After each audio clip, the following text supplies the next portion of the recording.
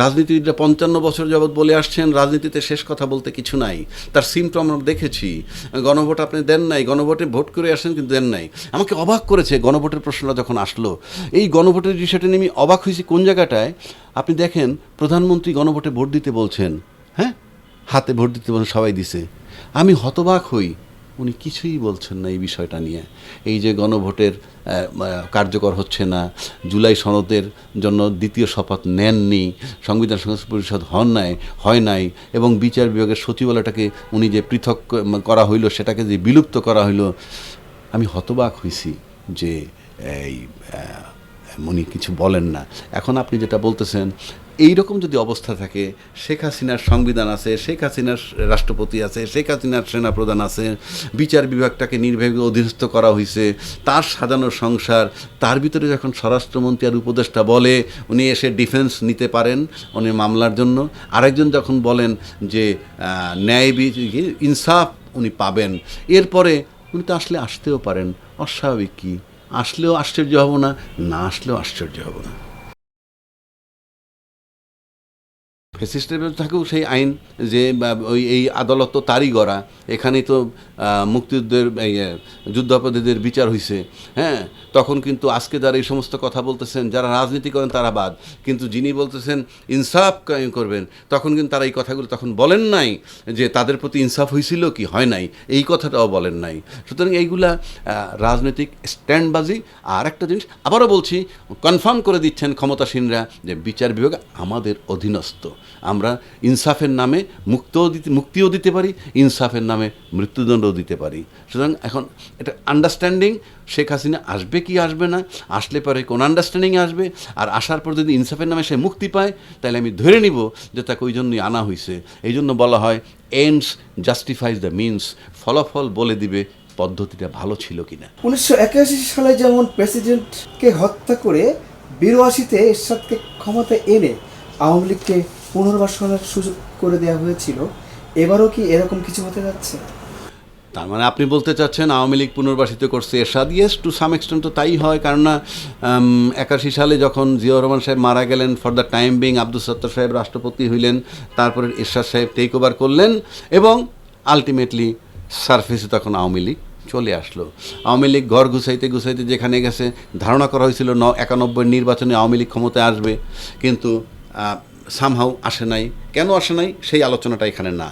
But এরশাদ সাহেব একটা লম্বা সময় ছিলেন, এই লম্বা সময়টায় সে উন্নয়ন করে মানুষের যেমন দৃষ্টি আকর্ষণ করছে, পাশাপাশি আমাদের আপনি জানেন সবচেয়ে বেশি সুবিধা তৈরি করছে এ যাবৎকালে। এই 1 জুলাই থেকে একটা পে স্কেল কার্যকর হবে, তার আগ পর্যন্ত সবচেয়ে বেশি সুবিধা বাংলাদেশের প্রজাতন্ত্রের কর্মকর্তা কর্মচারী যিনি দিয়ে গেছেন, তিনি এলেন হুসাইন মোহাম্মদ এরশাদ। আপনি আজও আলাপ করেন, আবডালে বলবে যে না, উনি আমাদের সবচেয়ে। সুতরাং এই এরশাদ সাহেবকে টিকিয়ে রাখছে, এবং এই টিকিয়ে রাখলে এই সময় আওয়ামী লীগকে পুনর্বাসন করছে। আওয়ামী লীগ পুনর্বাসিত হোক, একটা রাজনৈতিক দল হতেই পারে, কিন্তু আজকের কথা যদি আপনি বলেন, আজকের প্রেক্ষাপটটা একটু ভিন্ন।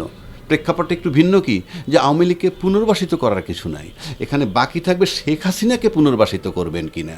তা না হইলে পুনর্বাসিত আছে আওয়ামী লীগ, কেন আছে, কিভাবে আছে, সেটা আমি আপনাকে বলে দিচ্ছি। আওয়ামী লীগের সময় নির্বাচিত যে রাষ্ট্রপতি, সে এখনও বহাল তবিয়তে আছে। উনি তো মঙ্গল গ্রহ থেকে আসেন নাই, উনি তো ফেরেশতাতুল একটা মানুষ না। ওই আওয়ামী লীগ সরকার তাকেই চুজ করছে, লাইক মাইন্ডেড, তার মতো মন যার, তাকেই তো পছন্দ করবেন। এই রাষ্ট্রপতি তো খালেদা জিয়ার বিরুদ্ধে দুর্নীতির মামলা করেছিলেন, ইনিশিয়েট করেছিলেন দুদকে থাকাকালীন। সে এখন বাহবা নিচ্ছেন বিএনপির, সেই বিএনপি তাকে রেখে দিয়েছেন কোন অজুহাতে, যে ওনাকে অপসারণ করলে সাংবিধানিক সংকট হবে। তো নির্বাচন হয়ে গেল, 3 মাস পার হয়ে গেল, এখনও তাকে রাখতে হবে। এবং তার মানে শেখ হাসিনার রাষ্ট্রপতি আছে, নাম্বার 1। নাম্বার 2, শেখ হাসিনার যে সংবিধান, এখন পর্যন্ত একটা দাড়ি কমা কোথাও টাচ করা হয় নাই, অ্যাজ ইউজুয়াল সেই সংবিধানটা আছে। সংবিধান সংস্কার করবে, বোল্ডশিট, এখন পর্যন্ত কোনো স্টেপ নেন নাই। এখন পর্যন্ত যেহেতু নেন নাই, সেই সংবিধানটাই বহাল আছে। তাহলে শেখ হাসিনার সংবিধান আছে, শেখ হাসিনার রাষ্ট্রপতি আছে। 3 নম্বর আসেন প্রশাসন। শেখ হাসিনা 16 বৎসর না 20 বৎসরে, অর্থাৎ ফার্স্ট টার্ম তার 96 থেকে 2001 পর্যন্ত যে টার্মটা, ওই সময় যাদেরকে তারা বিসিএস টিসিএসের মাধ্যমে নিয়োগ দিয়েছেন, তারা কিন্তু আজকে additional secretary, DIG, additional IG, এইরকম আর্মিতে ব্রিগেডিয়ার অনওয়ার্ডস, এইভাবে তারা আছে। থাকলে কি হইল, সেই যে তার সাজানো যে প্রশাসন সেটা বহাল তবিয়তে আছে। ইভেন আপনি প্রতিবেশী পার্টির যদি দেখেন, শুভেন্দু ক্ষমতায় আসছে, সে আইসাও কিন্তু রাইটার্স বিল্ডিংয়ের দুয়েক কর্মকর্তা কর্মচারী সে পুরনোই ইয়ের আমলের, মমতার আমলের, কিন্তু অদল বদল করছে। আমরা একটা বিরাট পরিবর্তন, আমরা কিন্তু সেটা দেখি নেই এই সরকার টেক ওভার করার পর। কোনো অস্থিরতা, এটাকে এখানে চেঞ্জ করছে ওটা, এবং আমি কোনো নার্ভাসনেস দেখি নেই প্রশাসনের কোনো লোকের মধ্যে। তারা ফিল করতেছে যে as if we are getting the same test from the present government, we are getting the test of the earlier government from the present government. এই গভর্নমেন্টের থেকেও তারা পুরনো সরকারের স্বাদ পাচ্ছে, এরকম মনে হয়। তাহলে আবার যদি আপনি সেনাপ্রধানের দিকে আসেন, ব্যক্তিগতভাবে বলছি না আমি, উনি আমাকে যাতে মিসআন্ডারস্ট্যান্ড না করেন, ওনাকেও তো নিয়োগ দিয়েছেন শেখ হাসিনা। কেন? শেখ হাসিনা তো তাকে দক্ষ মনে হয়েছে, তার প্রতি লয়াল মনে হয়েছে, এটা যৌক্তিক, আমার প্রতি লয়াল থাকবে, সেই তো আছেন আর্মি চিফ। তাহলে রাষ্ট্রপতি আছেন, সংবিধান আছেন, আর্মি চিফ আছেন, হ্যাঁ, প্রশাসন আছেন, মাঝখানে শুধু ইলেকশনের মাধ্যমে এসে সরকার বসলেন।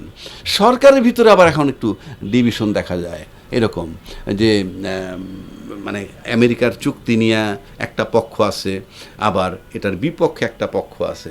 তাহলে চারিদিকে আওয়ামী লীগের সব সাজানো আছে, এর ভিতরে সব ঢুকছে একটু ডিভিশন নিয়ে। একটু ডিভিশন নিয়ে যদি ঢুকে থাকে, তাহলে যেই ডিভিশনটা সরকারের যে অংশ আমেরিকার দিকে ঝুঁকে আছে আর যে অংশ আমেরিকার বিরুদ্ধে ঝুঁকে আছে, তাহলে প্রশাসন, সংবিধান, রাষ্ট্রপতি যদি সরকারের ওই অংশের সাথে থাকে যেই অংশ আমেরিকার বিরোধী, তাহলে তো সরকার দুর্বল হয়ে যাচ্ছে।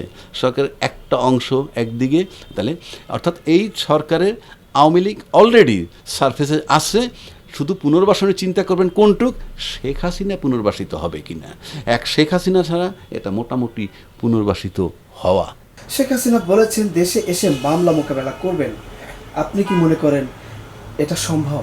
এটা নট আনলাইকলি। বাংলাদেশের রাজনীতিবিদরা 55 বছর যাবৎ বলে আসছেন রাজনীতিতে শেষ কথা বলতে কিছু নাই। তার সিমটম আমরা দেখেছি। গণভোট আপনি দেন নাই, গণভোটে ভোট করে আসেন কিন্তু দেন নাই। আমাকে অবাক করেছে গণভোটের প্রশ্নটা যখন আসলো, এই গণভোটের বিষয়টা নিয়ে আমি অবাক হয়েছি কোন জায়গাটায়। আপনি দেখেন প্রধানমন্ত্রী গণভোটে ভোট দিতে বলছেন, হ্যাঁ, হাতে ভোট দিতে বলছেন, সবাই দিছে। আমি হতবাক হই, উনি কিছুই বলছেন না এই বিষয়টা নিয়ে।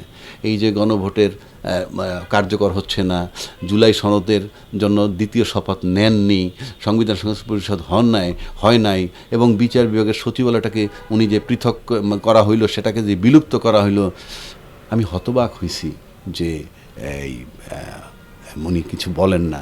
এখন আপনি যেটা বলতেছেন, এইরকম যদি অবস্থা থাকে, শেখ হাসিনার সংবিধান আছে, শেখ হাসিনার রাষ্ট্রপতি আছে, শেখ হাসিনার সেনাপ্রধান আছে, বিচার বিভাগটাকে নির্বাহী অধীনস্থ করা হয়েছে, তার সাজানো সংসার, তার ভিতরে যখন স্বরাষ্ট্রমন্ত্রী আর উপদেষ্টা বলে উনি এসে ডিফেন্স নিতে পারেন উনি মামলার জন্য, আরেকজন যখন বলেন যে ন্যায় ইনসাফ উনি পাবেন, এরপরে উনি তো আসতেও পারেন, অস্বাভাবিক কি?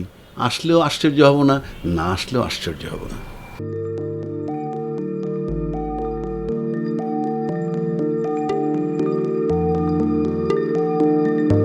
পহেলা জানুয়ারি 2026 ইউটিউব জার্নালিজমের অগ্রদূত changeTV.press সংগ্রাম মুখর 7 বছর পেরিয়ে পা রাখলো গৌরবান্বিত 8 বছরে। এই আনন্দ প্রহরে সবাইকে নিরন্তর শুভেচ্ছা।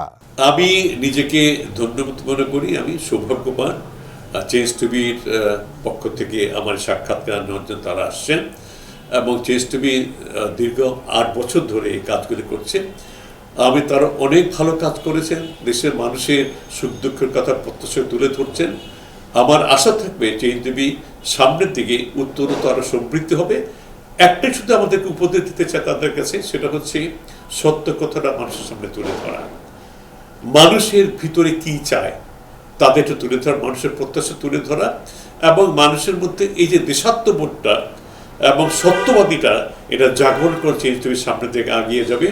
এবং যারা দেশের কথা চিন্তা করে এবং দলমত নির্বিশেষে যে লোকগুলো আছে, তারা দেশের কথা চিন্তা করে, দেশের উন্নয়নের কথা চিন্তা করে, কোনো পক্ষপাতিত্ব করে না, তাদের বক্তব্য দেশের মানুষে তুলে ধরা, এই কাজগুলি সামনে এগিয়ে নিয়ে যাবে, এটা আমাদের প্রত্যাশা। অনেক ধন্যবাদ আপনাদেরকে, দেশবাসীকে, দেশবাসী সবাইকে আমি ধন্যবাদ জানাচ্ছি। changeTV.press এক ফোঁটা হলুদ নেই। আমরা শুধু আপনাদের কাছে একটাই আবেদন করব, মিথ্যার পিছনে দৌড়বেন না, সত্যকে ধারণ করেন, সত্যকে জনগণের কাছে তুলে ধরেন। সেটা যতই কঠিন হোক না কেন পিছপা হবেন না, ভয়ের কোনো কারণ নেই। আল্লাহর সাথে থাকেন, আল্লাহ আপনাকে সাহায্য করবে। কোনো মানুষের কাছ থেকে কোনো সাহায্য কামনা করবেন না। ধন্যবাদ। changeTV.press, এক ফোঁটা হলুদ নেই।